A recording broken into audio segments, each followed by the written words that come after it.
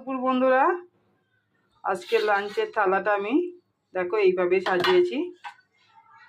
করেছি প্লেন ভাত। আজকে একটু মোটা চালের ভাত আছে, কারণ আমার ছেলে মোটা চালের ভাত খেতে পছন্দ করে। আর করেছি এই যে মাছের মুড়ো দিয়ে, কুমড়ো দিয়ে, আলু দিয়ে, উচ্ছে দিয়ে একটা চচ্চড়ি। আর করেছি